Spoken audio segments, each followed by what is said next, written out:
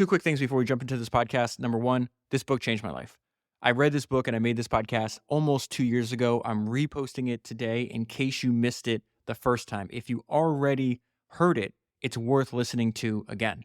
And number two, I recommend you sign up for the private AMA feed that I have. I've been making short episodes every week based on questions that I get from other members. If you become a member, you'll be able to ask me questions directly. There's actually a private email address that you get access to in the confirmation email. I read every single email that comes in myself. You'll also be able to learn from questions, the questions of other members. And you can also add your name and a link to your website with your question so other members can check out what you're working on. That feature alone is worth the investment. I've made 27 of these episodes so far. You can get access to them right now when you become a member. You can actually join by using the link that's in the show notes in your podcast player. And you can also find it at founderspodcast.com. It took the fewest of words to set him off, sometimes nothing more than the faintest trace of a smirk. He was also capable of making things up, conjuring up an affront out of thin air. That's what they would all realize afterward.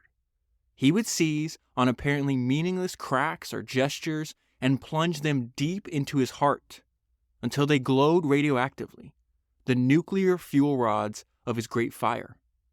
Only much later would the public come to understand just how incapable he was of letting go of even the tiniest details.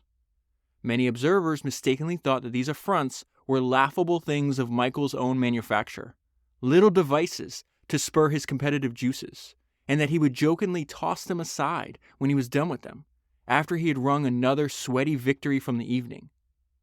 But he could not let them go any more than he could shed his right arm. They were as organic to his being as his famous tongue. Many of the things that deeply offended Michael Jordan were hardly the stuff of stinging rebuke, except perhaps the very first one, which, as it later turned out, was the most important of all. Just go in the house with the women. Of the millions of sentences that James Jordan uttered to his youngest son, this one was the one that glowed neon bright across the decades.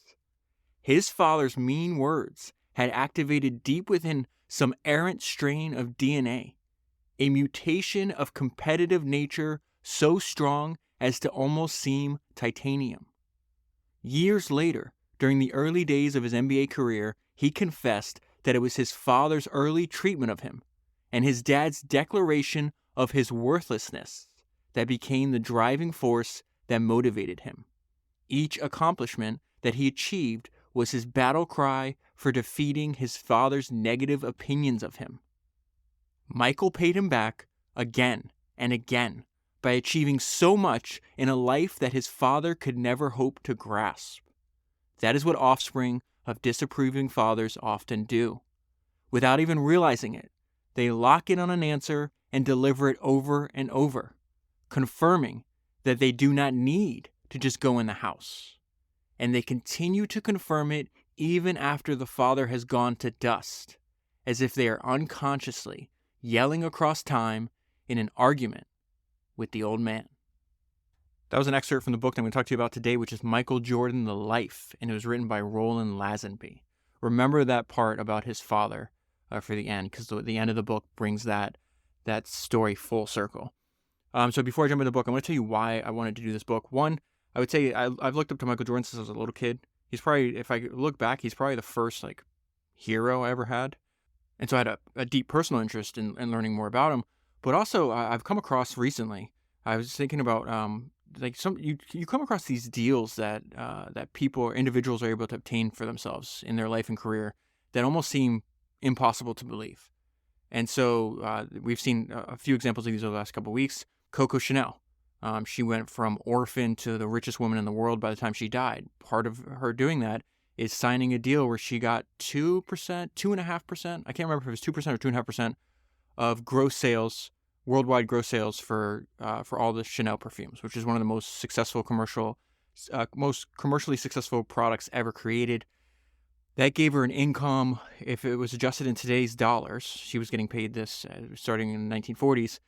It'd be the equivalent of if you made $300 million a year in today's dollars, and the company had to pay for every single one of your living expenses.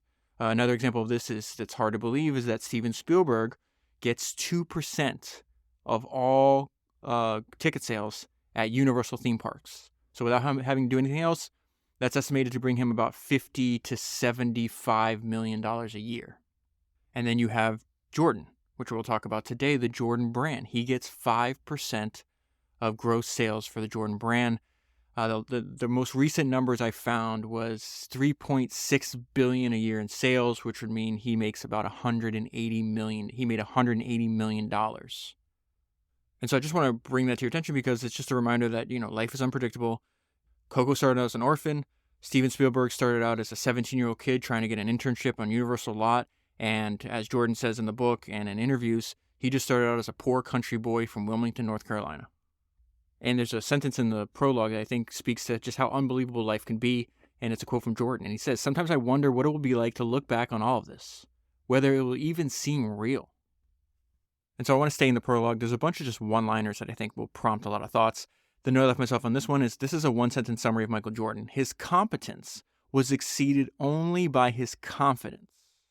And what's interesting is we'll see that the confidence he had later in his career was very real.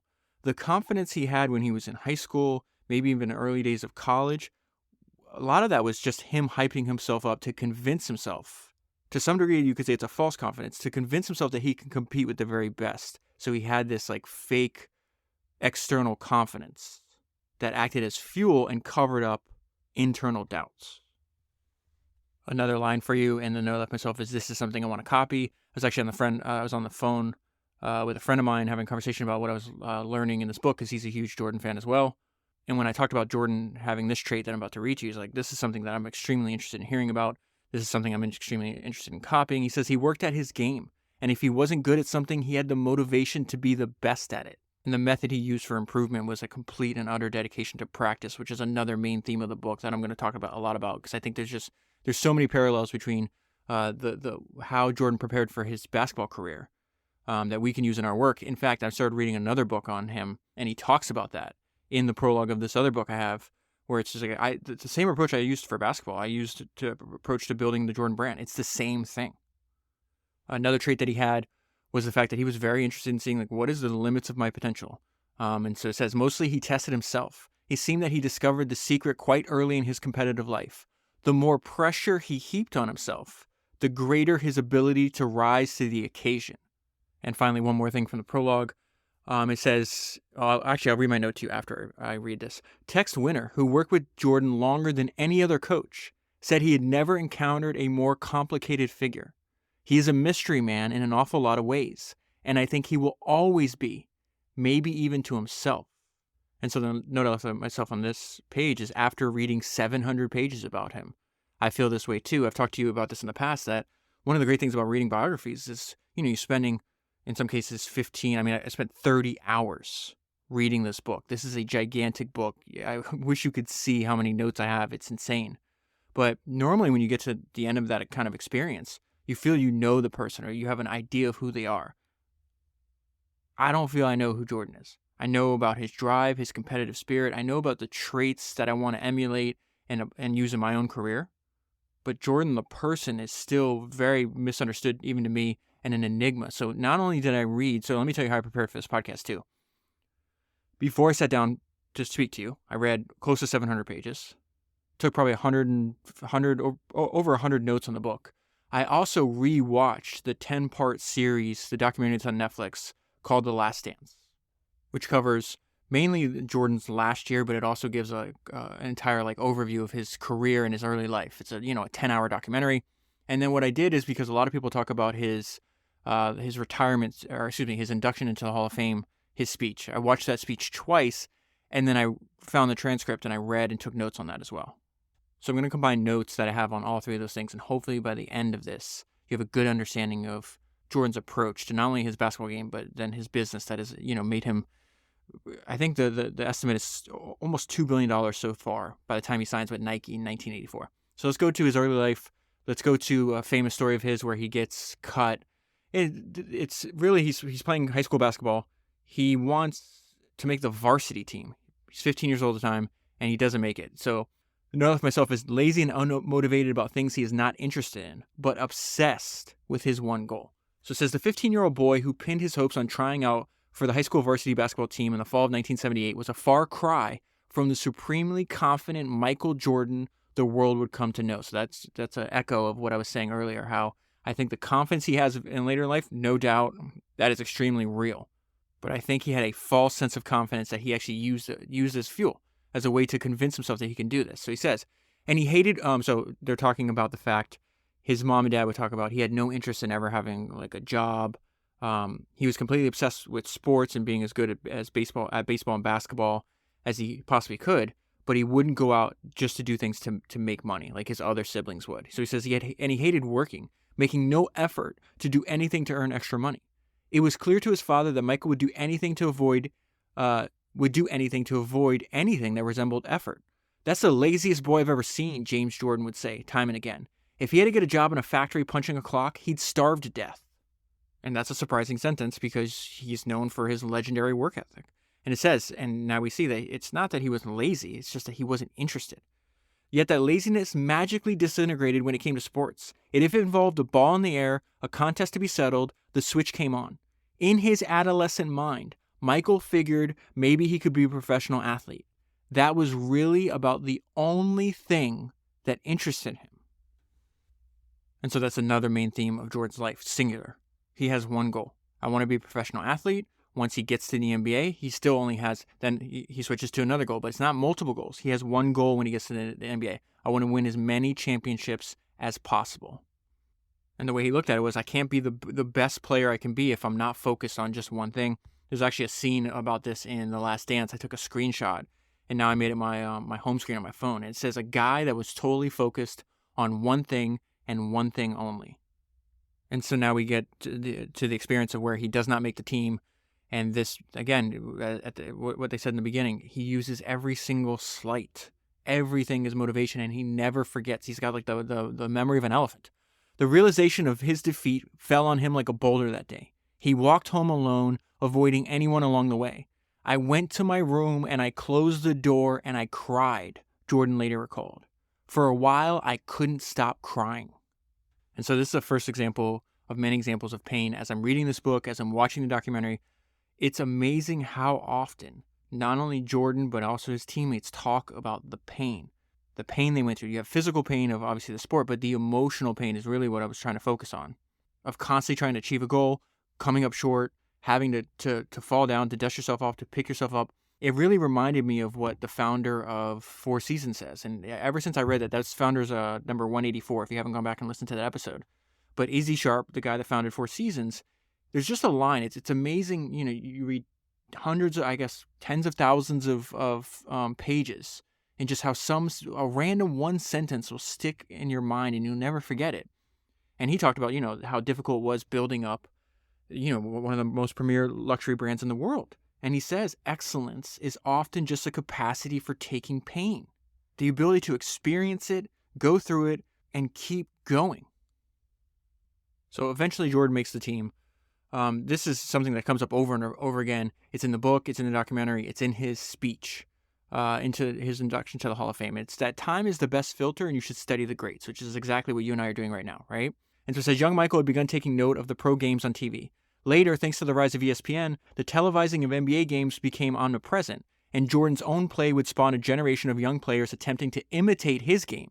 It was extremely hard to see games on TV at the time he's doing this, right? He explained that he had done the same, finding rare and special instructors through television. We're finding rare and special instructors through books, right? First, there was David Thompson. This is the guy, this is his hero, who he looked up to. This is the guy that he asked to accompany him to his induction to the Hall of Fame. First, there was David Thompson, followed by Dr. J. And this is also maybe a surprising part where Jordan's got a gigantic ego, right? Of course he does. But one part where he does not have an ego is constantly talking about, hey, I couldn't have done what I did without learning from the people that came before me.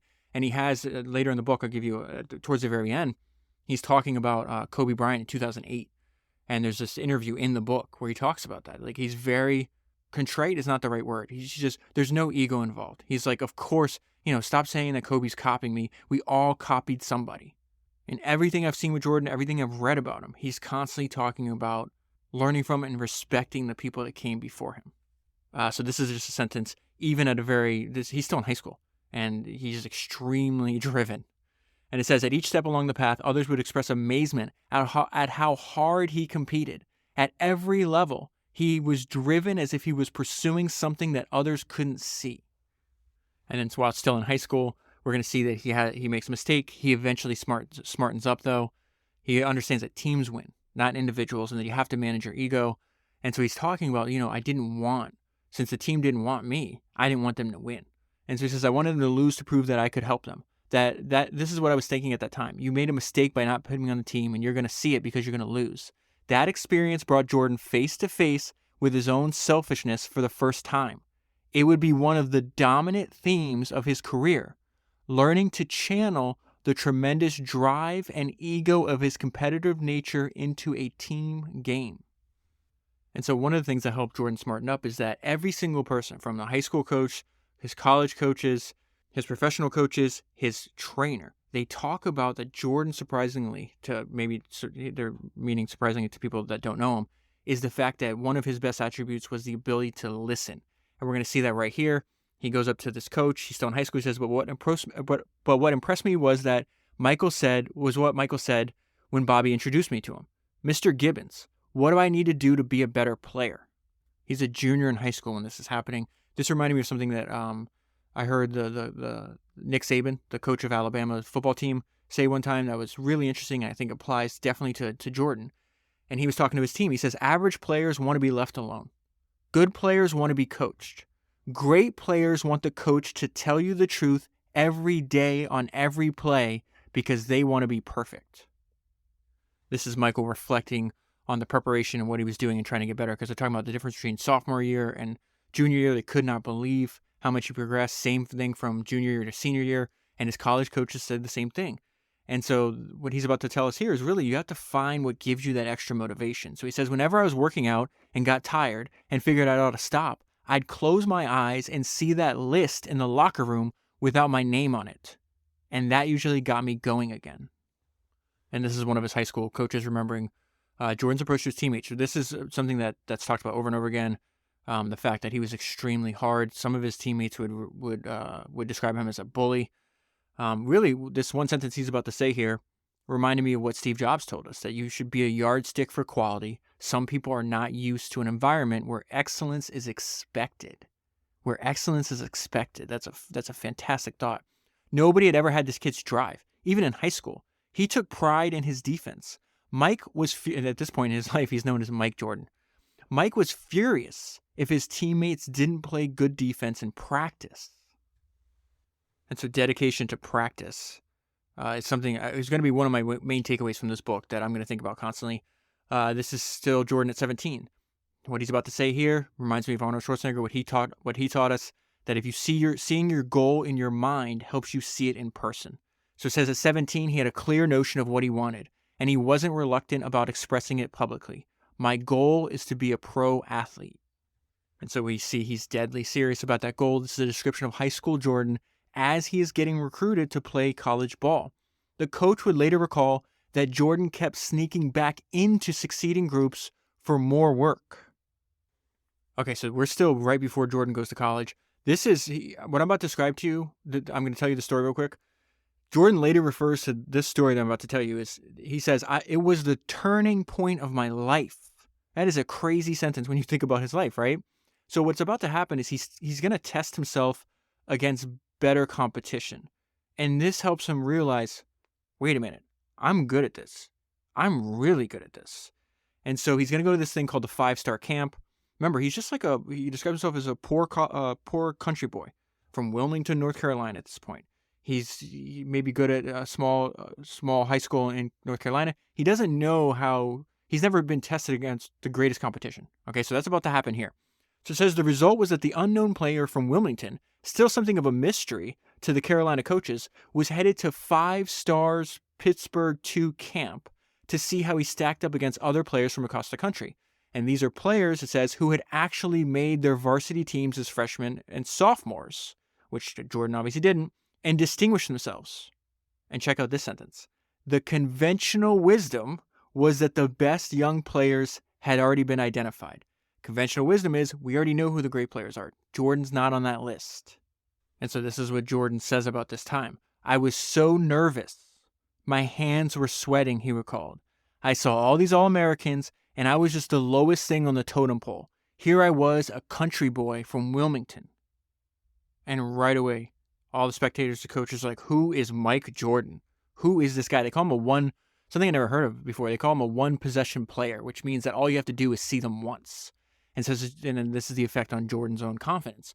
Jordan could sense immediately that he had something the others didn't. How great of a sentence is that? He sensed immediately that he had something the others didn't. The more I played, the more confident I became, he remembered. I thought to myself, maybe I can play with these guys. So now he's on the radar. He starts getting recruited. He's going to visit the University of North Carolina at Chapel Hill. He's going to meet Patrick Ewing, who winds up spending his career with the Knicks. And it says he didn't realize it. Oh, this is something I need to point out to you, too, because this is, again, no one's life is all good, right? There's a lot of downside to being as much pressure and as famous as he winds up becoming. You know, he talks about multiple times he felt like he was a prisoner in his own hotel room. He didn't realize it at the time of his visits in the fall of 1980, but he was selecting the place where he would spend the last days of his true freedom before success took possession of his life. That's another great sentence. Ewing met Jordan for the first time that weekend. Years later, Ewing smiled at the memory. He was talking a lot of junk. He was talking about how he was going to dunk on me. He talked smack from that moment on. He always had that swagger. You heard him before you saw him. And this is the reason I'm pointing this out to you. Because he's hyping himself up here, right? Remember, the confidence is false. It's like he's using it as fuel. Eventually, it'll be real. Belief comes before ability. You hear him before you saw him. At least part of that was his youthful fear Jordan would admit. And so he's saying that false confidence comes out of fear. Have you ever heard the song Last Call by Kanye West? It is really a song about entrepreneurship. It's like 2 minutes of music, and then he like talks for I think like 10 minutes, something like that. And he gives the story of how he broke into the music industry. That song popped in my mind when I'm reading this part about where Jordan is in his life, right? 18-year-old kid, raw talent, has a goal. I want to be a professional athlete. Is not at all clear that he can achieve that yet, right? And up until that point of his life, he had other people telling him, "No, you're not good enough." Right? That's why he wasn't selected to be on the varsity team.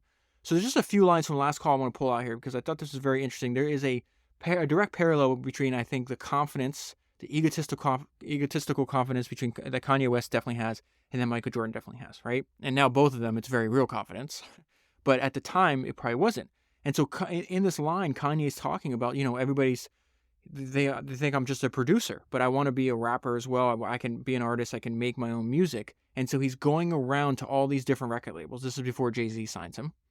And everybody's telling him, no, Kanye, you're not good enough, which is exactly no, Jordan, you're not good enough for the varsity team. So he says, some say he arrogant. Can y'all blame him? It was straight embarrassing how y'all played him. Last year, shopping my demo, I was trying to shine. So he's telling the story. I just told you that. I'm going around, you're playing me, you're telling me I'm not good enough. I was embarrassed, I was hurt. Think of Jordan crying in his room, going home and crying after not making it, right? Last year, it was straight embarrassing how y'all played him. Last year, shopping my demo, I was trying to shine. Every motherfucker told me that I couldn't rhyme. So let's stop right there, right? At this point in Kanye's life, no, you can't rhyme, you're not good, right? He sold 60 million records, something, no, not 60 million. I think over 20 million records and over 100 million digital downloads, right? One of the most commercially successful, you just said I couldn't rhyme. I wound up being one of the most commercially successful musicians in history. Same thing with when Sam Walton's working at JCPenney, the story I tell you over and over again that I've never forgot. I learned probably 3 or 4 years ago when I read the book. This manager, JCPenney, says, Sam, you're not cut out for retail. Goes on to become the most successful retailer of all time, right? What is Jordan's varsity coach or potential coach telling him? You're not good enough to be on my team. So Sam Walton, Kanye, Michael Jordan all went through the same thing. How they reacted made all the difference, and it was very similar. Now, I could let these dream killers kill my self-esteem. Walton's not going to do that. West is not going to do that. Jordan's not going to do that. Or I could, and this is the main point of why I'm bringing this to your attention, or I could use my arrogance as the steam to power my dreams.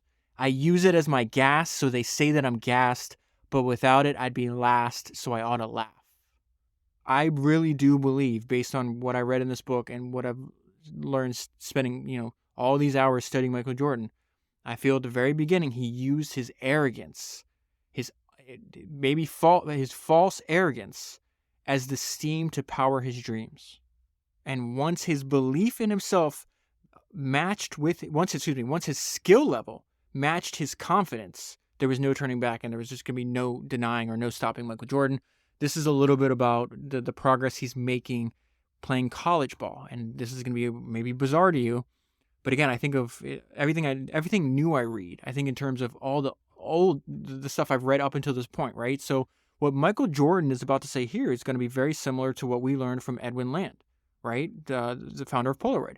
And so this is Jordan. He says, I started to do things other people couldn't do. And that intrigued me more because of the excitement I got from the fans, from the people, and still having the ability to do things that other people can't do, but want to do. And they can only see that through you. That drives me. I'm able to do something that no one else can do. So I read that paragraph, and what popped in my mind is Edwin Land, one of my favorite quotes from him.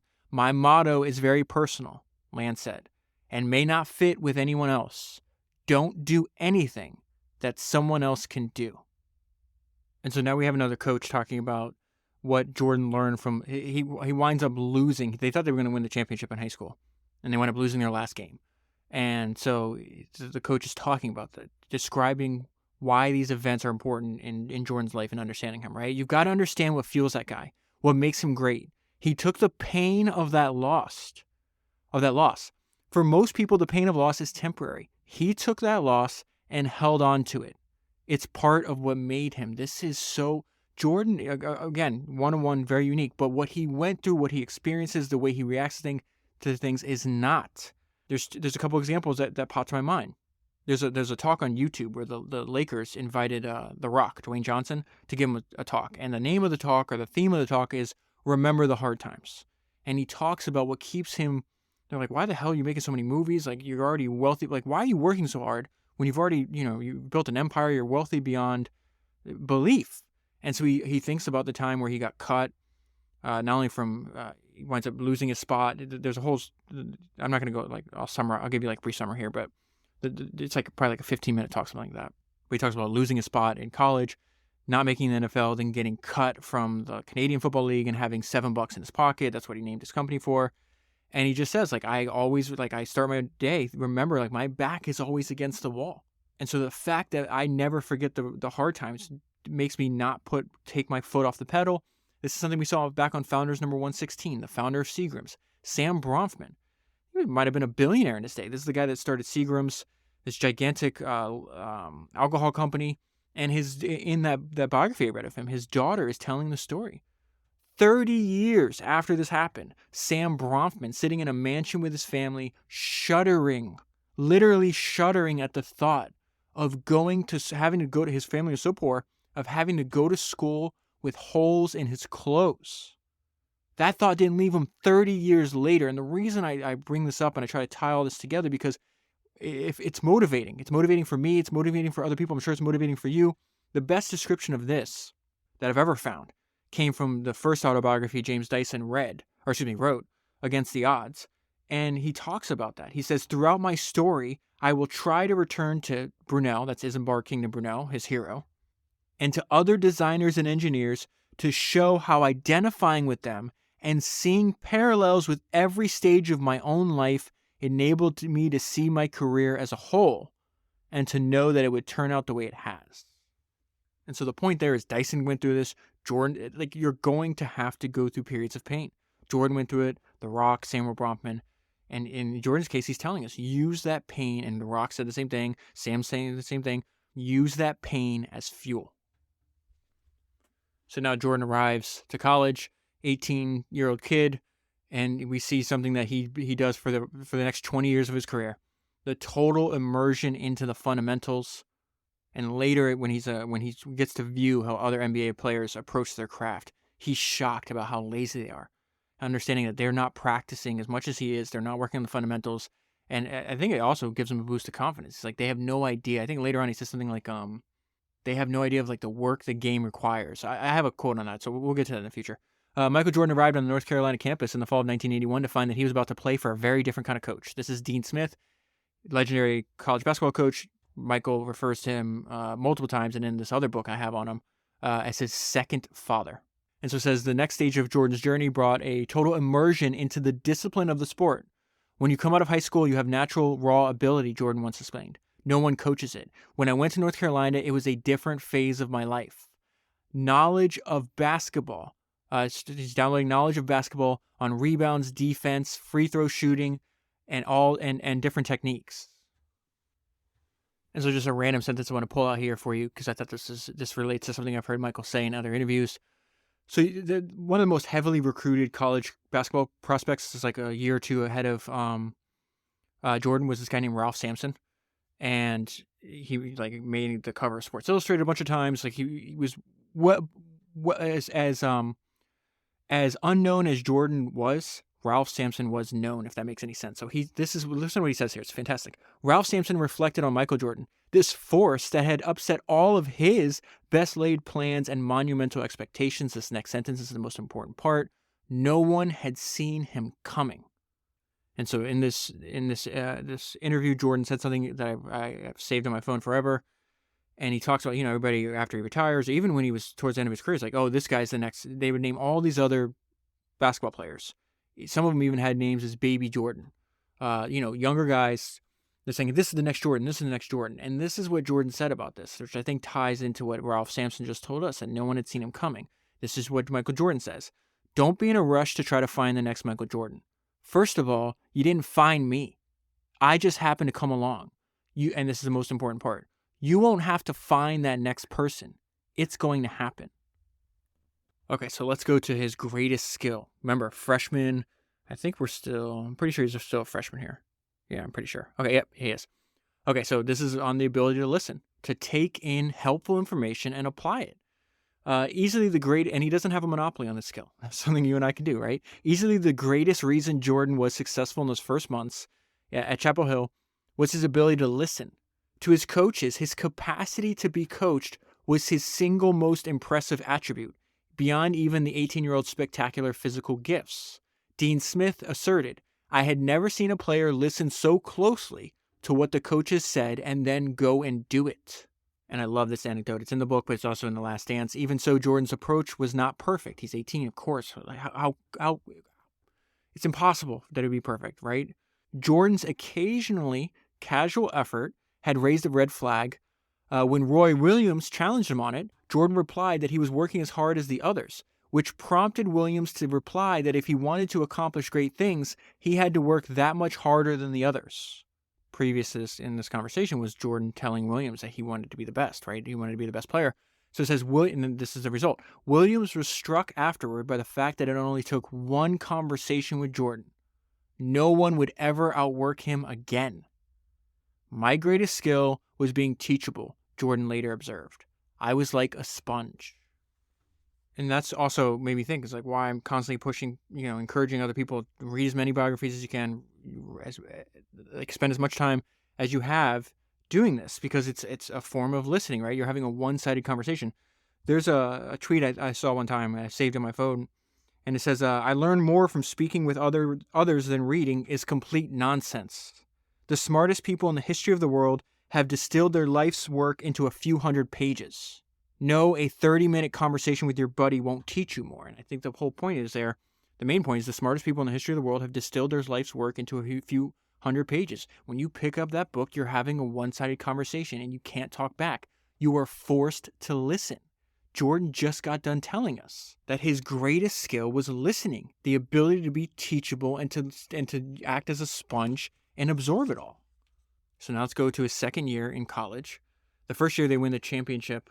He wins it. It's called The Shot. I actually watched it on YouTube several times. It says that's another turning point in his life where he goes from Mike Jordan to Michael Jordan because he hits the game-winning shot for the championship. But he's got an older teammate, James Worthy, who himself goes on to a great career in the NBA. But the section is now we're starting to see that remember the confidence outstripped the ability to begin with. Now we're seeing they're slowly, that gap is narrowing. And so another reminder, I believe in me. There had been those, like James Worthy, who thought his confidence as a freshman had been too much. But this second year, they all began to grasp that Jordan's belief in himself reflected a level of intensity no one had contemplated before. He's also differentiating himself, Jordan that is, from other people. People are in college, they're drinking, they're doing drugs. Same thing happens when he gets into the NBA at the very beginning. But now you have all these students that lived on the same floor as Jordan when he's 19. So this is observations from fellow students about Michael at 19. And you can really summarize this section. Focused, serious, committed. He was surprised to see little evidence of a party animal. Jordan was a serious guy. And then he had a teammate, he said, and they're contrasting Jordan's teammate. Buzz was definitely not as dedicated to basketball as Michael was.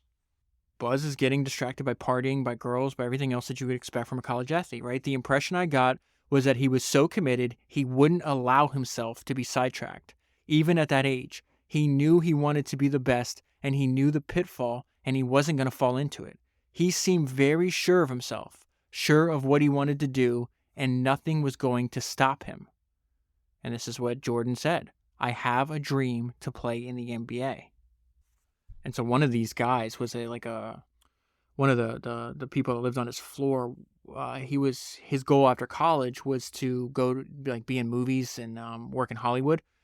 And so this is the early 80s, and so it was really hard for as an athlete to watch tape on yourself. So it talks about he would have a VCR and a camcorder at the time, and so he'd go to this guy, I forgot his name. Would film all of Jordan's games and maybe his practices. Definitely his games. I don't know about the practices. But what he said, he's like, Jordan would come and sit in my room and watch himself for hours. And he said what he was struck most by is not only how much time he dedicated to rewatching what he was doing, but how silent Jordan was. He wouldn't say a damn word the whole time. And so again, I think that really is just another example of what Jordan had just said, what Dean Smith had just said, what all his coaches said. His ability to listen.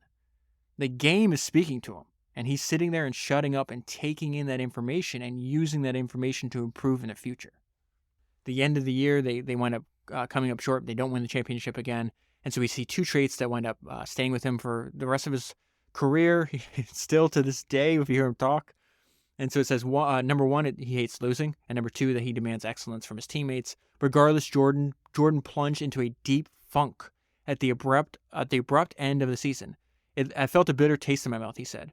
He was so upset with certain teammates, he felt lacked the necessary competitive drive. Such questioning of teammates came to be a common theme in his life. It was very hard for me, it was hard to deal with a guy who wasn't as competitive, he later said. So he's going to play for the Olympics. This is his first Olympic experience around this time. This is before they had professional basketball players, I think, because these are all college guys. And they go down to Venezuela to play in the Pan Am Games. And something's going to take place here that reminded me of a trait that Arnold Schwarzenegger had as well. I think as far as drive and commitment to excellence, the two people that popped in my mind most when I'm reading the book and how they compare to Jordan is really Steve Jobs and Arnold Schwarzenegger. And we'll see, the Arnold says, my drive was not normal. Right? People thought I was strange. Why are you so driven? Stop. Do less, is what everybody around him is telling him. We just heard one of the coaches say Jordan would sneak in. He was so obsessed with working, he would sneak in and do more work, right? It's very rare. So they go to Venezuela. The accommodations for the amateur athletes are really crappy. And the note I left myself is, my room doesn't have windows or doors. Doesn't matter. Arnold didn't care that his weight room didn't have heat in the winter. He knew, hey, to get to my goal of breaking into Hollywood, he was following Reg Park's blueprint. He's like, I got to win Mr. Olympia. How do I win Mr. Olympia? I have to work out all the time. So he had not only did he go to the gym, but when he came home, he'd continue lifting weights. Realized the more reps I do, the closer I get to my goal, right? But he's living in Austria at the time. In the winter, the weight that he had, did not have a lot of money. He had a very primitive weight room. It would literally be below freezing. Arnold didn't care. And we see the same thing with Michael right here. I don't care. I have a goal. Get out of my way. I'm doing this. Team USA made its way to Venezuela for the games and discovered their dormitory was little more than a concrete shell. The village wasn't completed. The windows weren't on. The doors weren't on. Jordan took one look at the concrete, then pitched his bag on the floor and said, "Let's get to work." Hartman was struck by the all business approach. No whining, no complaining about the accommodations. "We're here to get our medal," Jordan told his teammates. "Let's go about our business." So he's being coached by the legendary Bobby Knight at this point in the story. Legendary, infamous, whatever you want to describe him as. But I thought this was interesting because what Bobby Knight's approach to, I didn't know this before I read this one paragraph, is very similar to what we learned from Bill Walsh in his book, The Score Takes Care of Itself, right? You do every little thing correctly, you don't have to worry about the score. And so it says, Knight let his Olympic charges know from the very first day that he was focused on perfection. "I have told them I have no interest in who we're playing or what the score is. I'm interested in this team being the best team it can possibly be, and I'll push you in any way I can get to that end." So that line, "I'll push you in any way I can get to the end," that sounds like that could have easily come out of Jordan's mouth. Okay, so let's get to his business.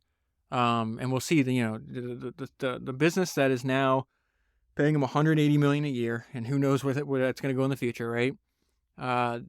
It starts out, it's very unknown. The prehistory of the Jordan brand is fascinating to me. And so I'm going to go into that. I'm going to spend a lot of time in this section, actually. So there's this guy named Sonny Vaccaro. It says, in basketball in 1978, you could buy your way into a hell of a lot of good graces.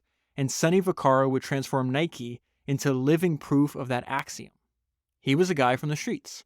Basketball wasn't there to let him into its inner circle. So he operated outside the circle and became incredibly successful for himself and the company. And he plays a very important role into Nike. He's the one that's going to tell Nike, no, stop spreading your money. What's our budget? Our budget's $2.5 million. Give it all to this dude. And so I'll get to that in a minute. By 1977, Vaccaro paid a call to Nike's offices in Oregon to pitch the idea for a new shoe. Nike wasn't interested, but Rob Strasser, one of the company's top executives at the time, was fascinated by Vaccaro's relationships with all those coaches. So these are all these college coaches that he's been developing relationships with. They're eventually Nike's going to give him this budget, and he's like, hey, go out and pay all these coaches, right? With the end goal is obviously have them wear our stuff.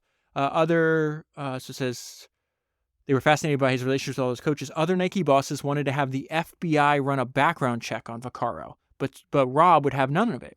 He hired Vaccaro at $500 a month and put $30,000 into his bank account and told him to go sign coaches to Nike endorsement contracts. You have to remember, Vaccaro said, at the time, Nike was just a $25 million company. The main idea was simple enough: get coaches to outfit their amateur players in Nike shoes, sending a strong message to fans and consumers. And so this is where Vaccaro is going to tell him, just double down on one person. And this is where Jordan's agent, I don't know if he was the one that came, I think he was the one that came up with the idea, because before he had a lot of his clientele was like tennis players, individual players. So they had an idea. It's like, why don't we market basketball players an individual? Yes, it's a team sport, but focus on the individual. So it says Nike executives had a $2.5 million budget for pro basketball shoe endorsements, and we're thinking about spreading it among many young players. Don't do that, Vaccaro said. Give it all to the kid. Give it all to Jordan. To make one player work, Nike would have to tie together many things, including shoes and clothing, into a unique product line complete with advertising and branding. Rob Strasser, the guy from Nike, approached David Falk, which is Jordan's agent, and told him that Nike was thinking of signing Jordan. They agreed that Jordan should be marketed as they might market a tennis player, as an individual more than as a basketball player. And that's just one of many key decisions. But this idea, okay, let's market this guy as an individual that just happens to be playing a team sport. This was fascinating to me. This is Jordan's first reaction to Nike. He was an Adidas fan. At the time, Converse was the official shoe of the NBA, so Converse was in the play. Goes to Adidas. They wind up turning him down. He did not want to go with Nike. Remember, Nike's a tiny company at this point. The first time in my life I'd ever met Michael, we sat down and talked about him going to Nike. He didn't even know about Nike. I told him, Michael, you don't know me, but we're going to build a shoe for you. No one has this shoe. Jordan thought Vaccaro, so this is a conversation between him and Sonny Vaccaro. Jordan thought Vaccaro seemed shady. Michael was a pain in my ass, Vaccaro recalled. First of all, he didn't compute the money. Second of all, he was still a kid. He kept asking for a car. And Vaccaro was like, do you understand the money we're going to give you? You can buy whatever. Why are you asking for a car? Well, you can buy whatever car you want. A shoe contract meant nothing back in the 80s. So he was totally indifferent. He didn't want to come with us. He wanted to go to Adidas. So eventually there's a meeting set up between Jordan and his family, his mom and dad, and Nike. And Jordan calls his mom the night before. And so the note I left myself on this page is his mom was key. There would be no Jordan brand, at least not with Nike, that is, without his mother. And so it says the night before Jordan and his parents were to fly to Oregon to meet, to hear Nike's officials present their vision, Jordan phoned his parents and told them he wasn't going. He was tired of all his recent travels, and the last thing he wanted was a cross-country trip for a shoe he didn't even like. Just pause there. Imagine this alternative history, right, where there's no Jordan and Nike collaboration. This is crazy. How valuable was his mom, right? Literally, the decision she's about to make is worth billions. Dolores Jordan insisted that her son be at the airport in the morning. She would have it no other way. And at this point in his life, he would still listen to her. Eventually, he's going to get so big. They still have a good relationship, but they wound up being alienated. I think this is right after his father's murder, before, Jordan becomes uncontrollable. But at this point in his life, he's still very much listening. He says later on, everything started with her. So it talks about that they're in the meeting, fast forwarding. Vaccaro couldn't take his eyes off Dolores Jordan. He watched her expression and this is really smart how Nike pitched this, by the way. He watched her expression as it was explained that her son would receive royalties on each shoe sold. Vaccaro told the Jordans that Nike was all in for its commitment. We are all in. I was betting my job. Nike was betting their future. It was unbelievable. That was our whole budget. For Michael's mother, it was like a family. If we're willing to bet on it, it's like we were saying we wanted you this much. Michael, we're going to go broke if you bust out. That was the whole point of it. And this is what I mean. It's not like you're not paying me a wage. We're partners, right? Very smart. It was Dolores' reaction, he recalled. Someone was making them a partner instead of paying them a wage. So now he's in the NBA, and this part really just hypes me up because it really does inspire me to keep pushing and to try to you can always do more. And we're seeing from a very young age, he's coming to a really crappy team. There is actually, okay, let me read this part first, and I want to tell you this note I took on the very end of the Jordan documentary. So it says he came to practice. Remember, practice. This is not Allen Iverson here. This is Michael Jordan. He came to practice every day like it was Game 7 of the NBA Finals. That's what set the tone for our team. So they say within the first, I think by Game 3, they realized this kid is the best player we have on the team. There's no doubt I'm playing at a new, tougher level, he said. I've got a lot to learn. You knew you had somebody special because Michael was always there at practice 45 minutes early. He wanted to work on his shooting, and after practice, he'd make you help him. He'd keep working on his shooting. He didn't care how long he was out there. Michael loved to play the game. So the note I left on myself on this page is Stephen King quote number 9. If you love it, you do it until your fingers bleed. So usually in the show notes, you can see, I usually leave a link for my highlights, and usually it's my top 10 highlights from the books that I read. It's on my personal email list. If you happen to be interested, for any book I read for the podcast, I'll just send you an email if you want it. It's obviously free. You don't have to do anything, but it's just what I'm trying to do is design within constraints. Before I'd have 30, 40 highlights on there, and I'm no, I force myself, and it takes quite a while. It's easy to whittle down, maybe, let's say you have 50 highlights. It's easy to get it to 20, maybe 15. It's really hard. It takes a while to which one am I going to kick off there? But I like the exercise. And it's a way for me to go and review things really quickly. I can just pull up what are the 10 most important things I learned from the Stephen King book, for example. And so the note I left myself here was where I was talking about Stephen King quote number 9. So it says, this is what Stephen King said: talent renders the whole idea of rehearsal meaningless. When you find something which you're talented, you do it, whatever it is, until your fingers bleed or your eyes are ready to fall out of your head. The sort of strenuous reading and writing program I advocate, and this is a program I'm on, 4 to 6 hours a day, every day, will not seem strenuous.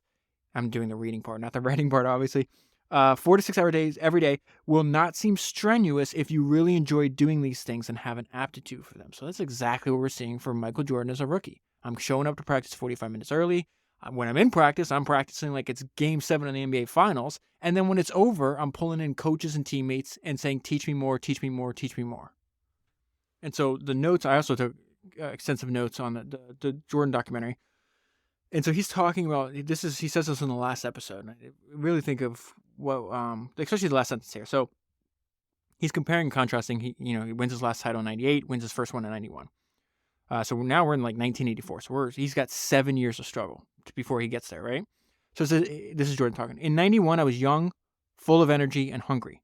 In 1998, when you won 6 out of 8 championships, six championships out of 8 years, and yet just as dominant as you were in 91, that's where the craftsmanship came in. I think 98 was much better than any of the other years because of how I was able to use my mind as well as my body. So I'm a sucker for him using that word craftsmanship, right? I love that idea. It was maddening for me to leave at my peak. But this is why this one sentence is really why I wanted to put this in to where we're at in the book.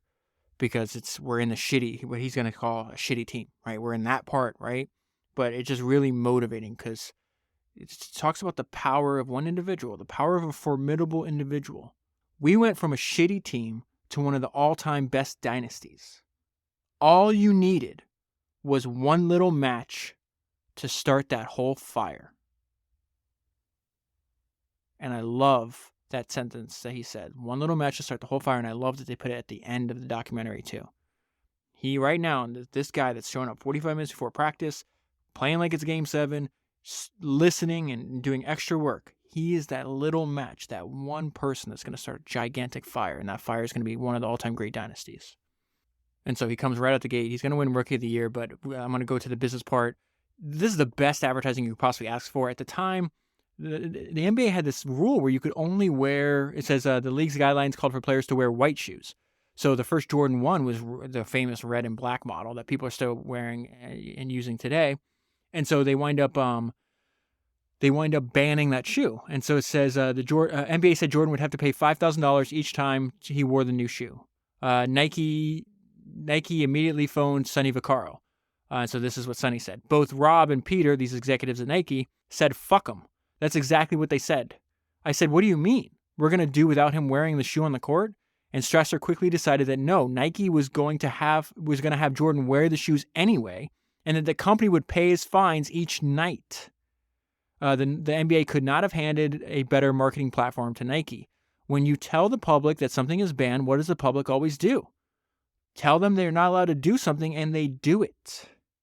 Nike would ring up an astounding $150 million in Air Jordan sales over the first 3 years, which in turn brought Jordan the first wave of profound personal wealth. So they had thought, now here's the weird thing, and I can't get confirmation here. So the thing I'm about to tell you, I got confirmation. So Nike thought that they would sell $3 million worth of Jordan shoes within the first 4 years. The author just said that they sold 150 in the first 3 years. Everywhere else I've read besides this book said that they sold 126 million the first year. So I don't know if they did 126 million the first year or 150 million the first 3 years. I mean, that is quite a big difference. What they're telling you is it's way higher than what Nike forecasted. And part of that is due to the fact that, you have this gigantic media attention now saying, hey, these shoes are so, like, they're banned, and now you have a lot more people that know about it. And it obviously helps that this guy came out like right away. Like, okay, he's one of the best players. I'm going to fast forward.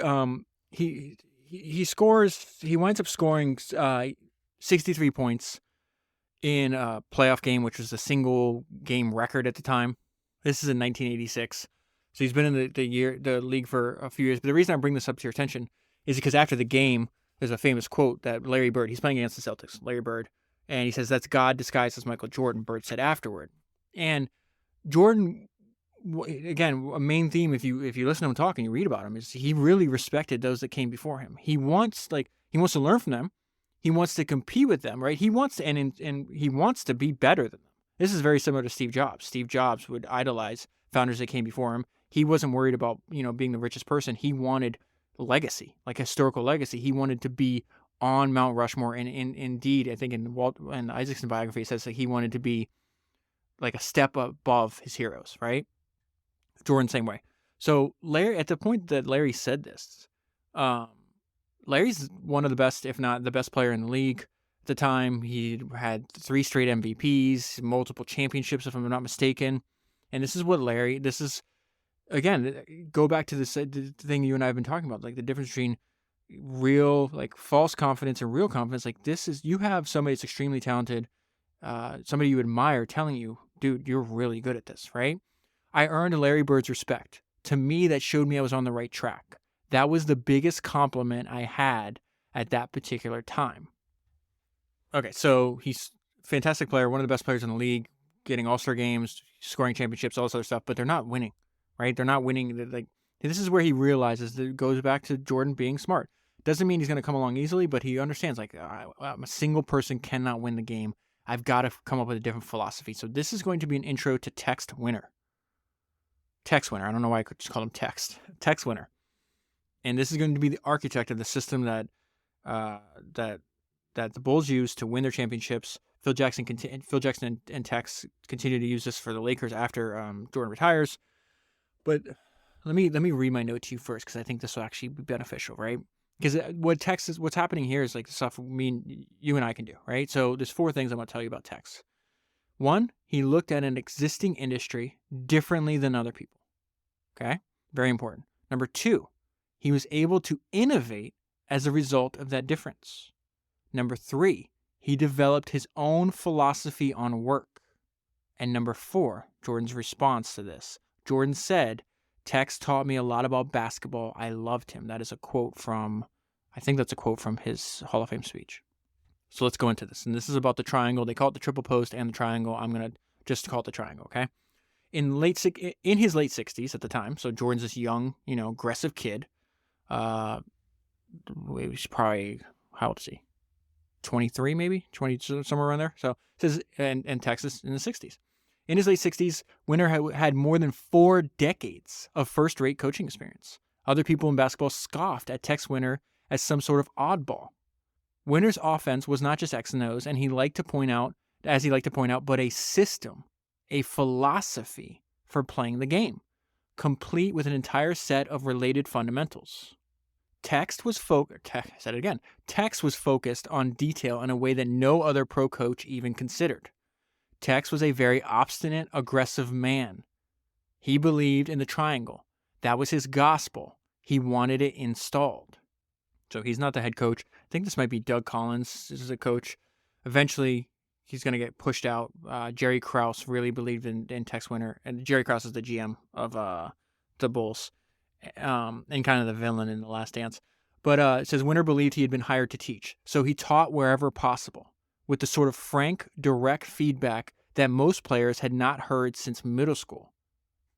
And so this direct frankness, obviously, is going to be a little bit of conflict, which is completely normal. This is a famous story, so it winds up, Tex is trying to get Jordan to play more team ball.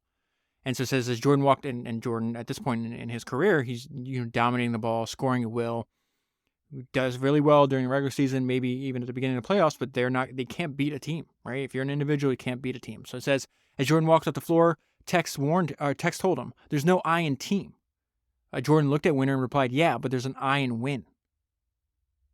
So it's going to take several years of failure for them to eventually. Doug Collins gets pushed out.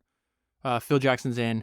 Phil Jackson is always focused on defense. He says so. He's the head coach, but then he lets Tex teach everybody the offense, and so that's when they're going to. I'll get to all this in the future. I'm just telling you because it's several pages in front of us. I do want to pull out something that's in the interim though. This is about the fact that he didn't just start with the Jordan brand, right? You signed your first deal with Nike, then he had success, so he re-signed another one. But this insistence on having equity, on being a partner, is really important.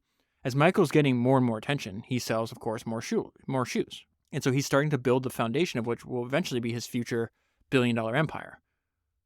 So it says, first I thought this was a fad, Jordan would say, looking back on his response to the shoe line. But it is far greater now than it used to be. The numbers are just outrageous. Eventually, a fat new Nike contract would be signed, a deal that would be open the door a few years later for the emergence of the Jordan brand and create unimaginable wealth for the athlete. So it talks about the sequence of events. He signs first, he gets the big raise, then the Jordan brand. That was a seminal deal in the history of deals, there's no question. And to Michael's credit and to Nike's credit, they created an empire. And so I saw I was reading, somebody analyze the deal, and they said not only is it the greatest single athlete endorsement deal of all time, but it's also the greatest so he made more money than anybody else, but it also said he's underpaid. Those two things could be true at the same time, which is wild to think about. So, as we just said, okay, they got an idea. Jordan will listen, but you need him to fail to learn, right? And so I'm going to pull out. This is during the point in his career where they just cannot get past the Detroit Pistons, right? Can't even get to the finals if you don't go to Detroit. Detroit's going to wind up winning 2 championships. It's a very good team, obviously. But the note I left myself here, and he needed this failure to become better. That is the main theme I'm trying to talk to you about. But because they're going to expose his team's weaknesses, and you want your weaknesses exposed, right? We just talked about what Nick Saban said. Average players want to be left alone. Great players want to be told the truth. They want to be coached all the time, and you want to know if you're messing up. And so the competition, the note for myself is here, is the competition has studied you and found a way to beat you. What do you do next? The Jordan rules, which is the system that the Detroit used to counteract Jordan's Bulls. The Jordan rules succeeded against the Bulls so well that they became a textbook for guarding athletic scorers. In the 17 regular season and playoff games between the Bulls and the Pistons over 2 seasons, the Pistons would win 14. That is an ass kicking. You're playing somebody 17 times and they beat you 14 times. That is how lopsided this is. That scheme helped Detroit win 2 NBA championships, but it also helped Chicago in the long run. Check this out. By forcing Jordan and the Bulls to find an answer. I think that Jordan rules defense as much as anything else played a part in the making of Michael Jordan, Tex Winter said. And again, this is not a straight line. It's not a straight line. It's an up and down process. And so we see Jordan, he's still not ready. He's still young, still immature. He has not figured it out yet. To me, this is like the most inspiring parts of these life stories, right? So saying afterward, his coach, Doug Collins, suggested to Jordan that he was taking too many shots and not hitting enough of them. Jordan responded with a sort of childishness. For Game 5, Jordan made his point by taking a mere 8 shots from the floor, so he's throwing a fit. It was the kind of action that had driven Collins to privately tell Reinsdorf, who owns the Bulls, that the team simply could not win with Jordan. Remember, Jordan is still not ready. He has not figured it out. Jordan was angry and frustrated. And I guess to know I left myself on this page, I need to tell you. This part is called agony and terror. Imagine believing your dream will never come true. Jordan was angry and frustrated, but he wasn't about to reveal his pain at the loss. He would say, don't let anyone know that you're hurting. Don't let other folks know what's in your mind.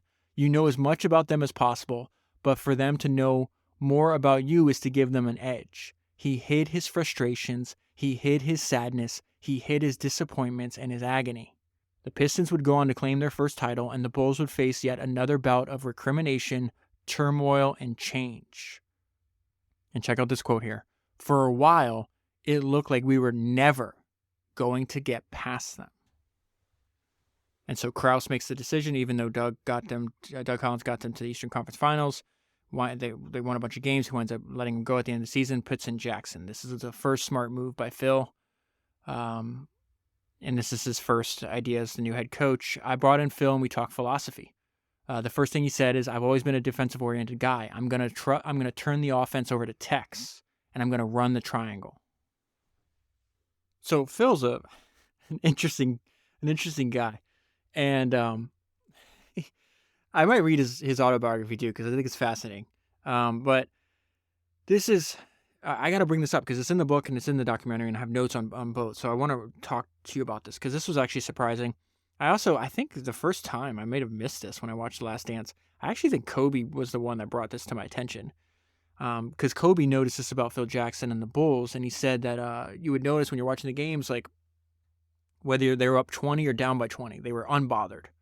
And so Kobe liked the idea of the copying this practice and this idea of mindfulness, of being in the moment, of being over complete control. And in the documentary, it talks about I think it was the year they finally got past the Pistons, like Scottie Pippen, Jordan's right hand man, was fouled really hard, and before they'd get in like emotional outbursts and like physical fights and stuff, and they knew they were going to beat the Pistons. And Jordan, I think, says in the documentary, once he got hard foul and just basically didn't react. Like, I'm not going to let you see me get upset. I'm completely unbothered. I'm completely in the moment. Like, he said, at that moment, I knew, like, we had them. Like, they were playing emotion blurs judgment, and we were cold-blooded, right? And so this has to do with this mindfulness that Phil taught Michael, which is really surprising because you think Michael's just this psychopathic, driven, competitive person.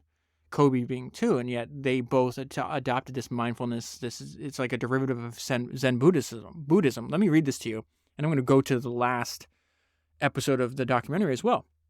Jackson soft-pedaled his eccentricities at first. It would take time for him to get his players to accept meditation and mindfulness and his other unique practices. Remember, this is another... I love the idea of like taking an industry that already exists and analyzing it and then doing something different, right? It's never too late to make a change. I don't know how many coaches in the NBA and at this point were doing this. In time, Jordan would take great benefit from Jackson's Zen approach and the mindfulness sessions he provided to the team, no matter how unusual they seemed. And so in the last episode of The Last Dance, they had just won the final championship. Well, actually, let me read something that happens at the beginning. There's like another author who's wrote he's wrote 2 other books, biographies on Michael. And this is what he said about Michael. Most people struggle to be present. Most people live in fear because we project the past into the future. Michael is a mystic. He's completely present. He was never anywhere else. His gift was that he was completely present. The big downfall of otherwise gifted players is thinking about failure. He would say, why would I think about missing a shot I haven't taken yet? And so now this is in 98 after they win their last championship. The night of the championship, Jordan's playing the piano. It looks like they're in a hotel room. I can't even tell where they are, but he's got like reporters and stuff in there too. And so it says, the note of myself is Jordan's playing the piano in his hotel room after winning a championship as championship number 6 and asked, you got another one in you? And his sentence was very interesting, something that we see that in where we are in the book is what Phil's introducing him to. This is Jordan. It's the moment, man. It's the moment. That Zen Buddhism shit. Get in the moment and stay there. Just stay in the moment until next October, and then we'll know where the hell we are. So now I want to go back to this idea of adopting this philosophy as a triangle. And again, when you're learning something new, when you're trying to change something, the transition is not going to be easy. And this transition that they're in the history of the Bulls, which is going to build the foundation for that dynasty, right? It reminds me of the Robinson Crusoe story in that book, The Tao of Capital. I think that's Founders number 70, somewhere back there by Mark Spitznagel. I'm going to read a quote from there in a minute. But it's the idea that you go slow now so you can go faster later. Okay? The more he learned about it, the more he saw how steadfastly Tex believed in it. You're talking about Jordan there. And Phil was the head coach, and he was saying how things are going to be, and it was like a gold mine. You got players in the system seeing it and prospering.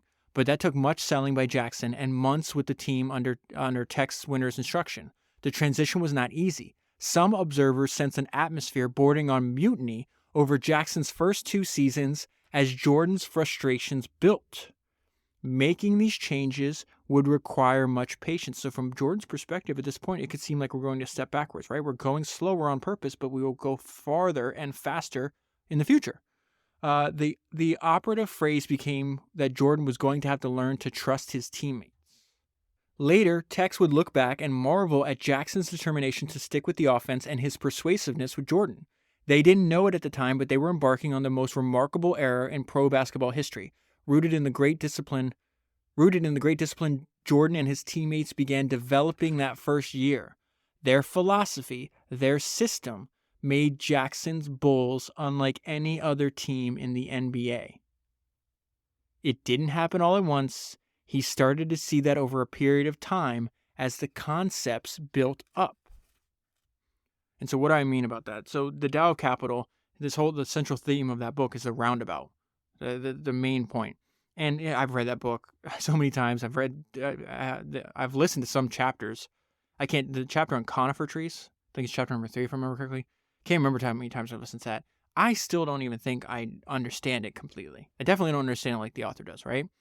But there's 2 stories in that book that really synthesize his main point that helps me at least have a tiny bit of grasp of his overall idea. And there's a story of Henry Ford of Robinson Crusoe, about this idea of taking a step backwards to being better than you otherwise would have been without that step backwards in sometime in the future. So he talks about Robinson Crusoe on the island trying to catch fish. So just a few highlights. He needs to catch at least 5 fish a day to sustain himself, and so he winds up cutting back to trying to invest in ways to catch even greater fish with less effort in the future. Robinson Crusoe ultimately catches more fish Robinson Crusoe ultimately catches more fish by first catching fewer fish. Very counterintuitive to humans, right? And exactly what Jordan's going through in his career at this point in the book. By focusing his efforts in the immediate towards indirect means, not ends. It is highly strategic, yielding, or losing now to realize an advantage in the future. So instead of catching 5 fish today, 5 fish the next day, he catches, I think, 2 or 3. But he's using the time that he would be fishing to build a net and a boat and all these other things that are going to make him better in the future, okay? At last, the boat and the net are ready. The hungry Crusoe takes to the water and in less than 2 hours catches 5 fish, which used to take him all day. Now, with his daily needs met, he can invest in other roundabout production, such as a rack for drying fish and evaporating seawater to collect salt and preserve them. Soon, Crusoe has an exceedingly efficient fishing operation, catching far more fish than he could consume and accumulating a stockpile of protein for his diet and equivalently a stockpile of time for replacing and creating even more capital goods. As Crusoe shows us, entrepreneurs engaging in roundabout production must contemplate the basic considerations of how long it takes, what it costs, how many resources must be invested to get increased output, and how long one has to wait for a payback. Henry Ford, the embodiment of the roundabout entrepreneur, would invest a tremendous amount of time and effort to assemble the tools of production in order to improve speed, efficiency, and output in the manufacturing process in the future. So we might take a temporary step back, might be a year or two, but eventually this system, this philosophy will enable us to accumulate resources in the case of an entrepreneur. That could be time and money. In the case of a basketball team, championships that we wouldn't have been able to get to otherwise, right? Without taking this step backwards. So this is right before they go on their first championship run. There's an old axiom that's really applicable here. That it's darkest before the dawn. Okay, this is the right before. Check this out. You're gonna replay. So he's got 2 championship runs, right? This is the first one. The second one, it comes right after right before Great Deal of Frustration.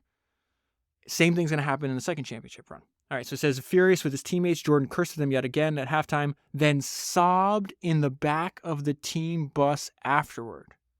I was crying and screaming, he recalled. There's that pain. Excellence is often the capacity for taking pain. I made up my mind right then and there that it would never happen again. That was the summer I first started lifting weights. If I was going to take some of this beating, I was also going to start dishing it out. So they're talking about the physical play that the Pistons played with, right? They were just beating the shit out of him. And he was really thin. I think he adds like 15 pounds of muscle. I forgot what it was. It was a good deal. I got tired of them dominating me physically, with each Chicago loss in the playoffs, critics had grown more convinced that Bulls were flawed as a one-man team. Others wondered if, check this out, this is what they're saying about Jordan, right? He's about to start what is going to be one of the greatest dynasties in the NBA. Other people were wondering if they weren't headed for the same anguish as Elgin Baylor, Pete Maravich, Dave Bling, all great players who never played on a championship team. Jordan was infuriated by such speculation and criticism. He was literally nauseated by the losses each year in Detroit. So I'm going to fast forward a little bit. Start playing as a team. This is where they're going to win their first championships. This is after 7 years of struggle. And you can see this. Yeah, Jordan even used that term. Pretty sure he's hugging the trophy right after they beat the Lakers in the 91 finals. And the note of myself is even a legendary talent like Michael Jordan needed to be coach. This is about him, trusting that you can't win as an individual. You have to win as a team. And so let me tell you the story. It's fantastic. It plays out over a few paragraphs. So it says, the story has been passed along by many Jordan teammates who supposedly suffered his demands and indifference over the years. It's one of my favorite stories, Steve Kerr, who filled John Paxson's role on subsequent Bulls teams, said in a 2012 interview. So this is where he learns to trust John Paxson. Michael's having a rough second half. They're double teaming him, and he's forcing some shots. And Phil calls a timeout with like minutes left in the game. And he's looking right at Michael and goes, "Michael, who's open?" And Michael won't look up. He goes, "Michael, who's open?" Finally, Michael looks up at him and goes, "Pax." And Phil goes, "Well, throw him the fucking ball." And this is the result. This is what I mean. Even a legendary talent like Michael Jordan needs to be coached. Paxson would make 5 long buckets in the final 4 minutes as time and time again, Jordan penetrated, drew the defense, the double team, then kicked it out. Paxson would finish with 20 and Pippen 32 as the Bulls closed out the championship with a win in Game 5. The tears became a tide as Jordan made his way through the bedlam of the locker room to inhabit the moment he'd sought for 7 years. "I had never lost hope," he said. Okay, so they wind up winning again in 92, and then in the summer after, they go, this is the Dream Team, the Olympics. And there's a conversation that's taking place between Jordan and Scottie Pippen on the bus, and they're talking about their Olympic teammates. And this part really fired me up because they were surprised by their laziness. Just like when Jordan went to play at the 5-star and he's like, "Whoa, I can actually hang with these guys. They might have not have known me. I'm just a country boy from Wilmington, but I'm just as good as these people, maybe even better." They didn't realize how hard they were working and the dedication they had to their craft that others didn't. So once you realize, it kind of makes sense. They're about to talk about this other player named Clyde Drexler. Clyde played for the Portland Trailblazers. If you ever want to look on YouTube where it says just put in Michael Jordan, I took it personally, and it's somebody, there's a bunch of these videos. They cut up all the times over this 10-hour documentary, The Last Dance, about all the times Jordan he constantly takes things personally, right? And one of these is talking about going into the matchup in the 92 finals was that Clyde is Jordan's main rival, and you spend so much time watching this documentary. I'm starting to laugh at times where I don't know if they expected laughter. And one of this is where he'd already said over and over again, I took this personally. This happened. I took this personally. And so he talks about this and he says, Clyde was a threat. I'm not saying he wasn't a threat, but me being compared to him, I took offense to that. And I just started laughing. And then I read this part in the book and I was like, oh, this kind of makes sense because he beats him in the finals. Then he plays with them on the Dream Team, right? And then he's doing this interview 20 years later, and it kind of, you'll see what he means. So Scottie and Michael are talking here, and he says, "Just imagine," Pippen told Jordan, "how good Clyde Drexler would be if he worked on fundamentals with Tex Winter. Like so many NBA players, Drexler was operating mostly off his great store of talent, absent any serious attention to the important details of the game." So this is how you can differentiate yourself from your competition, right? Jordan had been surprised to learn how lazy many of his Olympic teammates were about practice. How they were, and this is so important. This is the most important sentence of this entire section. How they were deceiving themselves about what the game required. Now, this is very fascinating because there's always parallels, right? There's never just one. It made me think of, I just happened to hear this clip of Chris Bosh. I forgot where he was talking. I don't know, it was his Hall of Fame. Maybe it might have been his Hall of Fame speech. I can't remember, but Chris Bosh was on the 2008 Olympic team with Kobe Bryant. And I'm going to read this to you. This is fascinating. Tell me it doesn't just relate to what we just heard. Jordan saying how they were deceiving themselves about what the game required. And so Chris says, "I wanted to establish myself as a young leader on the team by waking up bright and early on day one. So the goal was to be the first one at breakfast. I set my alarm. I make sure I'm up before sunrise. I get out of bed. I put on my gear and I head downstairs. But when I get there, Kobe is already there, with ice packs on his knees, drenched in sweat. It took me a minute to figure it out, but this guy was not only awake before me, he had already worked out. He had just played in the finals days earlier. Meanwhile, I'd been off for months and I was still exhausted. What he did that day was incomprehensible to me. That dedication he had only days after falling short of an NBA championship. That taught me something I have never forgotten. Legends aren't defined by their successes. They are defined by how they bounce back from their failures." So let's go back to this sentence. Jordan had been surprised to learn how lazy many of his Olympic teammates were about practice, how they were deceiving themselves about what the game required. So that is something that's been on my mind a lot this week. Like, what can I do? What is my version of practice to make sure that I'm, like, when I come and talk to you, I put in as much work as I possibly can to make sure that these podcasts are as good as they can be. And that can be applied to Jordan's applying it to his, basketball. I'm applying it to Founders. You're applying it to whatever it is you do during the day. He was surprised to learn how lazy many of his Olympic teammates were about practice, how they were deceiving themselves about what the game required. So let's skip ahead in the book. And this might be, it might be my favorite thing, because it's like, again, something I want to constantly think about and to take away. It's like, love to practice, believe in it. And so this is Jordan about this is what built his life. Think about, like, he understands, okay, my business, the Jordan brand that I now have equity in, is only going to be successful. And he said this over and over. And it's like marketing, like the marketing I did for that brand was what I did on the court. If I was scoring 2 points, if I was getting bounced out of the playoffs, no one's buying my shoes, right? So you really think about practice as the foundation. His love of practice winds up making him billions of dollars over the course of his career, right? So that's what he says. Rather than miss games, Jordan had to sit out his favorite time with the team. I have always liked practice, and I hate to miss it. When you miss that one day, you feel that you've missed a lot. You take extra work to make up for that one day. Check this sentence out. I have always been a practice player. I believe in it. Now, I'm skipping, obviously, this book is almost 700 pages. I have to skip over a lot of parts. We're fast forwarding a few years. They've won the third championship. Right after that, his father is murdered. He retires, goes to play baseball, eventually comes back to basketball. And so this is where we're going to see a direct parallel with Steve Jobs. This is after Jordan's 18-month hiatus. Steve Kerr had never played with Jordan before. And so it says, Kerr was stunned by the way Jordan seized control of the entire team's mental state, for better or worse. We had no idea, Kerr said. He was so intense and condescending in many ways. None of us felt comfortable. On a daily basis, he would dominate practice. Not just physically, but emotionally in an intimidating fashion. He was going to make us compete, whether we wanted to or not. There were certain days where you're exhausted, and Michael doesn't need rest. He doesn't sleep. Even today, I don't even understand this. There's a lot of stories in the book about that, by the way. He doesn't need rest. And other guys do. And on those days, when people were tired, he would ridicule us and cajole us and yell at us.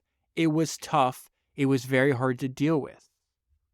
So there is a comment that Steve Jobs made in this interview. I think he was still at Next. This is in between his 2 stints at Apple, right? And he talks about, he has this metaphor. I've heard it referred to as the Steve Jobs rock parable.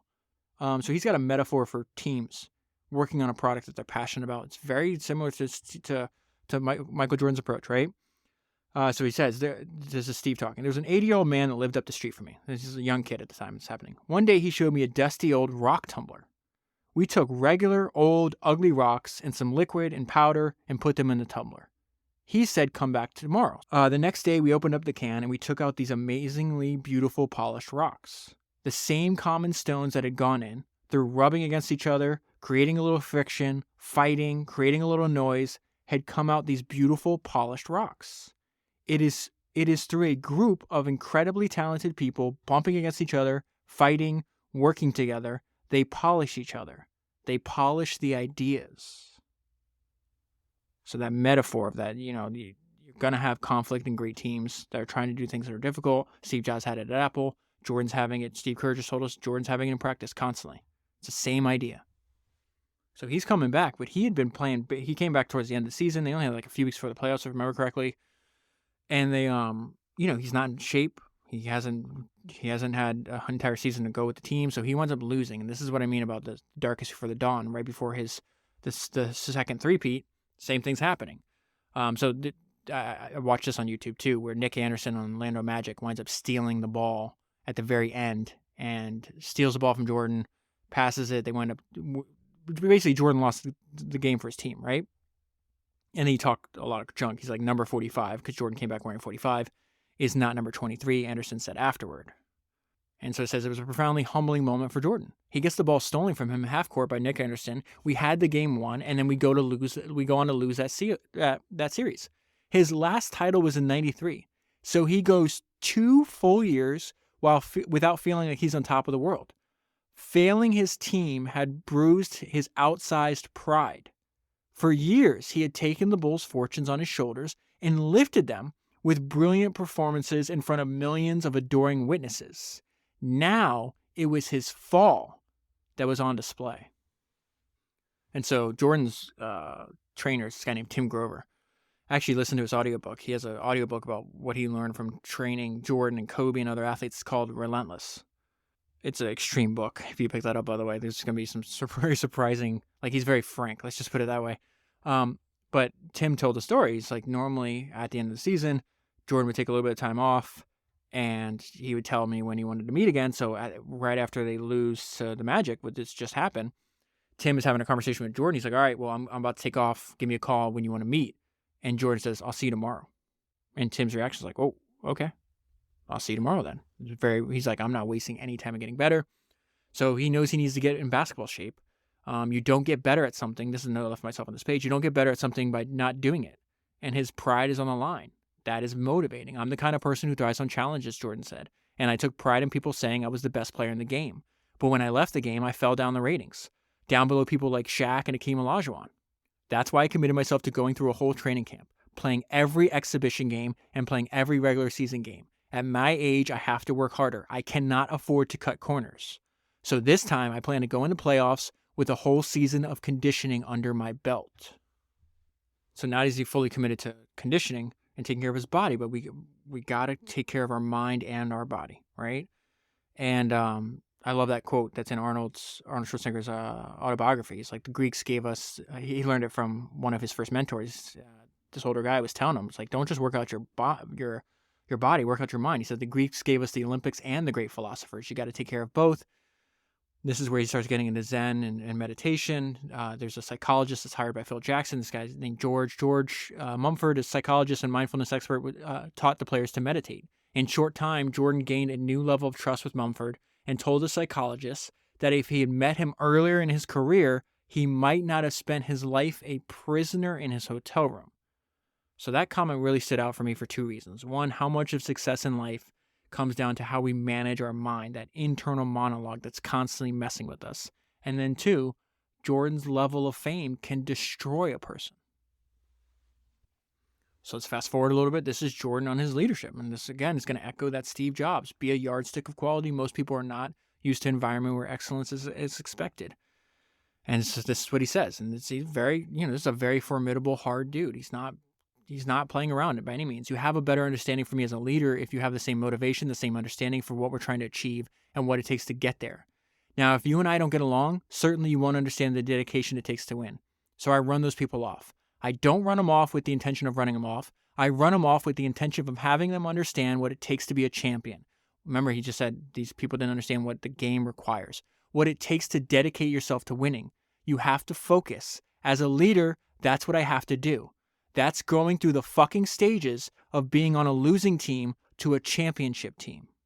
So he's talking about that's where he learned it. He's like, I didn't start on championship teams. I started out as a loser. I had to learn this. I had to transform myself into a champion. And this is not going to be easy. So this is the last year he's playing on the Bulls.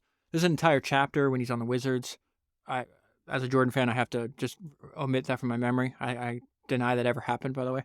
But this was really interesting.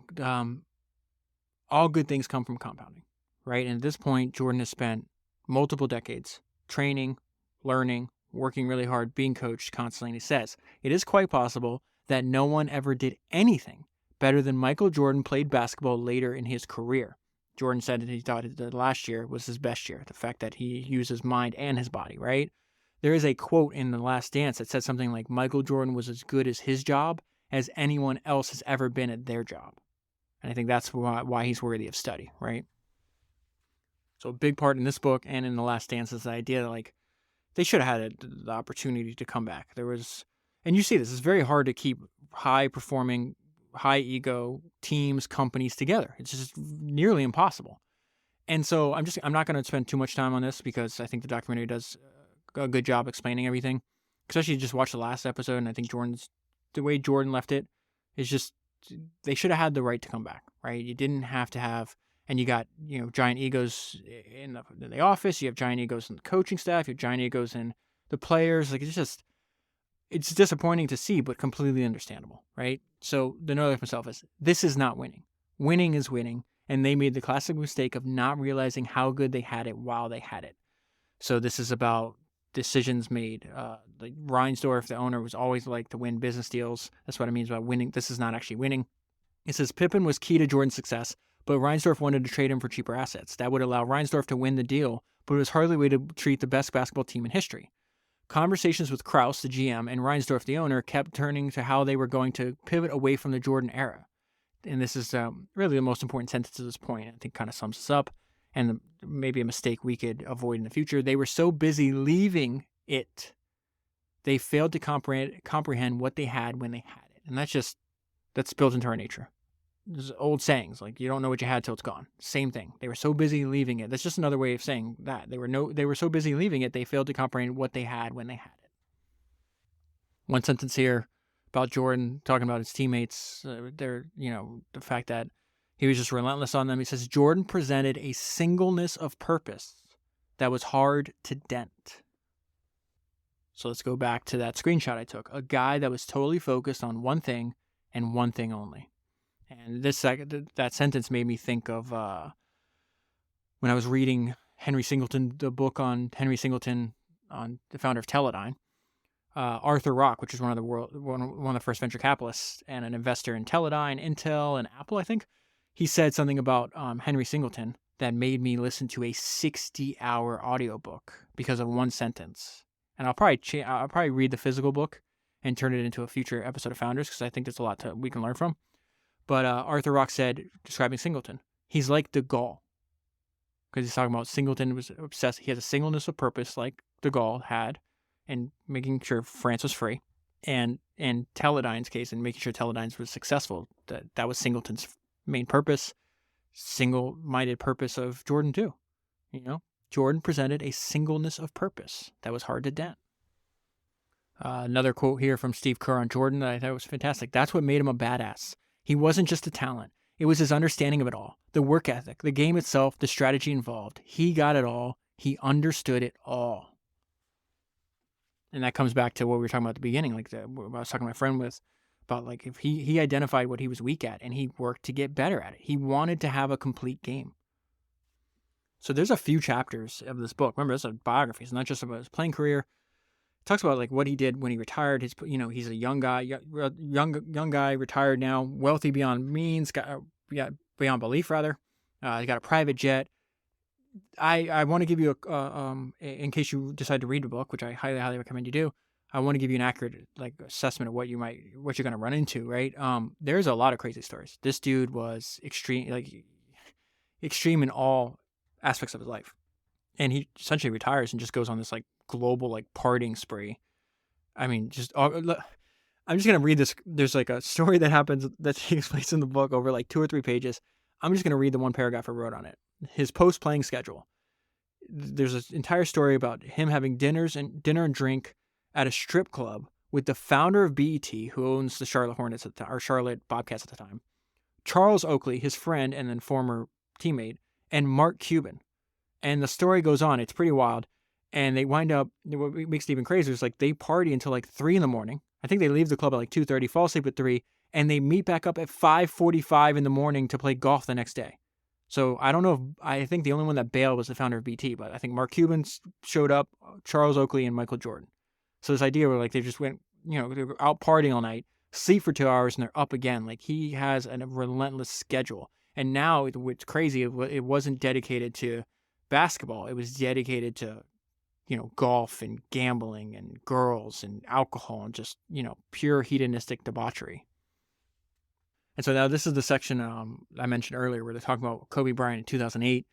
The quote Jordan has on my note is, "I couldn't have played the way I played if I didn't watch the guys prior to me. This is what I meant. He's got a giant ego, but not when it comes to this stuff."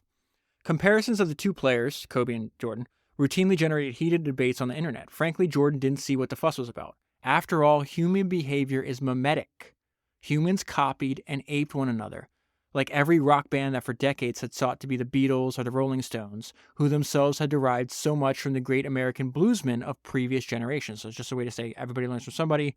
Let's take the information that was useful to people before us and push it down to future generations. We're doing a service to future generations of humans, right? Obviously, his play had created a path for Bryant, Jordan observed. But how many people lighted the path for me? That's the evolution of basketball, and anything else, by the way. There's no way I could have played the way I played if I didn't watch Dave Thompson and the guys prior to me. There's no way Kobe could have played the way he played without watching me play. You know, that's the evolution of basketball. You cannot change that. And now we get to the part he's an owner of the basketball team going through, same struggle again. And this is the part I'm going to close, and this is where I asked you to remember how this conversation between you and I started. And the reference they're about to make from Birmingham is when he, right after he quit basketball, he winds up playing, I think, like AA ball or something like that, the baseball, like the minor leagues, and he sent to Birmingham. He did that to try to get closer to his father, right? So this whole story starts out with the main focus is trying to prove to my father I could accomplish something. I don't have to just go in the house. I can actually be useful. I can be successful, right?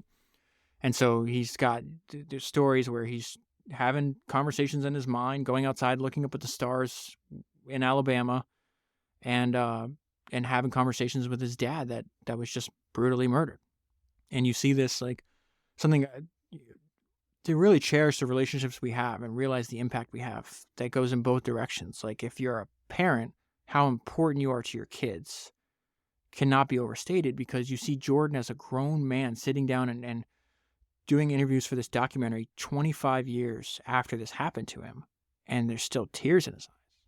And it's just a reminder to me, like I have 2 kids myself. Like I need to make sure that I'm not only being the best person I can be, but also to develop a relationship between them and understand how devastating it is going to be for them when I inevitably leave. And so let's try to tie this all together, okay? During the dark nights in Birmingham, he had visited often with his departed father. So it wasn't much of a leap to figure out that on his bleakest nights in Charlotte, Jordan again likely sat alone in the darkness of his arena, reviewing all that had unfolded with James Jordan, telling the old man of his dashed expectations and embarrassments. It is also not hard to imagine on those nights that Jordan's thoughts veered toward fantasy, or at least visualization, settling on the best thing that he could ever hope to find as an owner. There, shimmering for him in the distance, is a grand season, a deep playoff run at another championship. In the midst of this final fantasy, the buzzer sounds. It's almost time for tip-off, but the arena is suddenly astir. Michael is nowhere to be seen. He's in his office, in the bowels of the arena, sitting and talking with his dad, as he had his entire life. The son's eyes are bright and wide, and starting to fill to the point that he's fighting to see his old man through the blur. He's suddenly struck to ask the enduring question. What do you think of me now, Pops? How about all this? Do I still have to go back in the house? One can imagine Jordan pausing, then realizing what his closest friends and his many fans understood long time ago, that he doesn't have to ask anymore. His long-raging debate can be put away forever now. The answer is right there in front of him, in front of all of us. Something he can clearly see. And that is where I'll leave it. I hope you enjoyed it. I really did put a lot of time and effort into this. Highly recommend you read the book. If you buy the book using the link that's in the show notes, you'll be supporting the podcast at the same time. That is 212 books down, 1,000 to go. And I'll talk to you again soon. Before you go, make sure you tap the link that's in the show notes on your podcast player to become a member of Founders AMA. You'll be able to email me questions directly, which I then turn into AMA episodes. You can also add your name and a link to your website with your question so other members can check out what you're working on. And you can immediately unlock and listen to the 27 episodes that I've already made and add your own question that you and other members can learn from.